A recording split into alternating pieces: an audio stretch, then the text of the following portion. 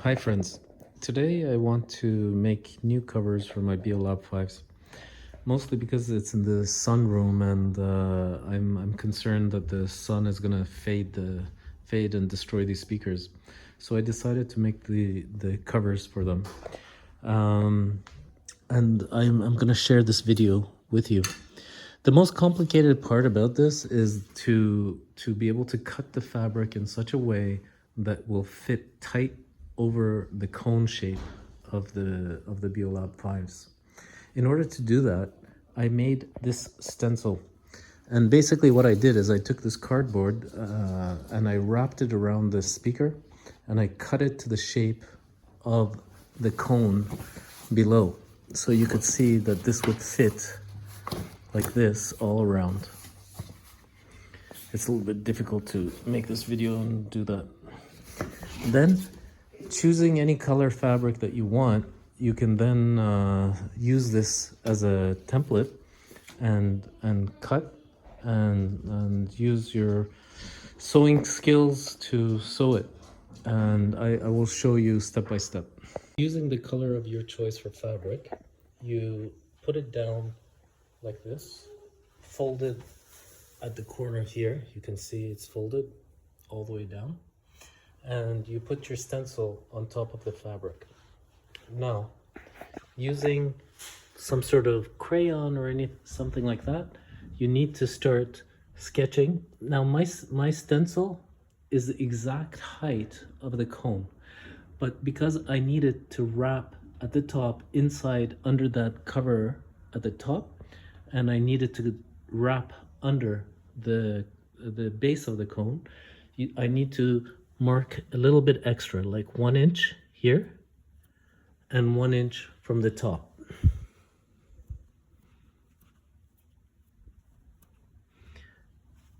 And then once I draw that out, I can proceed to cut that. As you can see, I've marked, it's a little bit faint, but about 2 or 3 centimeters above my template. And then I've marked it right along the line. Now the reason I didn't give extra room over here is because my fabric is stretchy, and your fabric needs to be stretchy so that it fits nice and snug on top of the speaker. Then I have again another 2 centimeters, or if you're inch imperial system, an inch or so on the bottom. So now I can proceed to cut that shape out. After I cut the fabric, you can see that this is what I'm left with. So I've cut it, and now this is the shape that I'm left with. The next step, what I'm going to do is I'm going to sew along the line here so that these two are stuck together, and I'm going to do that now. After I sewed the two edges together on the inside here, you can see, after I do it, I want to do a dry fit to make sure that it's fitting snug. The outcome is going to look like this, but as I mentioned, this cone shape is very complex to make, and even though I did the template and everything, I can still stitch the inside a little bit tighter to make sure that this fits right and snug and there's no wrinkles like that. So I'll need to take this in a little bit more on the inside and make it tighter. After several attempts, and because the fabric is stretchy, I had to keep making it tighter so that I would get a nice snug fit over the cone. I managed to do it, and as you can see, it's no wrinkles and it's a nice fit. Now, what you need to do is for the base of it, we need to sew this again to make a loop and have elastic to hide that. I will show you that now. And also this top part, this plastic, it will pop up. This can go under it and the plastic will go back down. There's dimples that are holding these plastic covers on.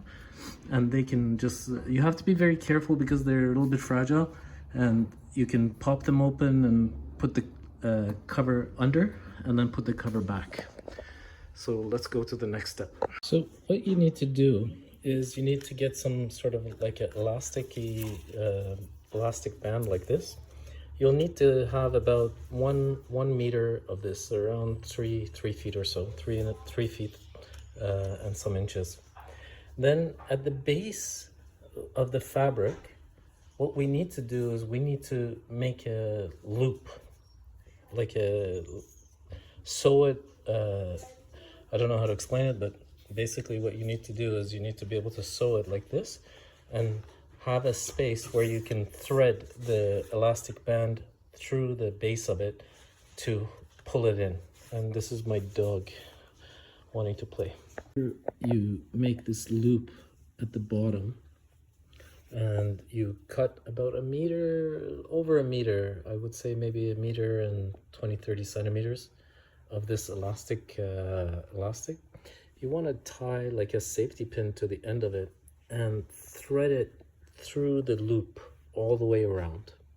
After you put the elastic on the bottom through the loop, it becomes nice and snug. You can see all at the bottom, it goes inside, and then you're left with this. And you just gotta make sure that you adjust it so that not too much anywhere.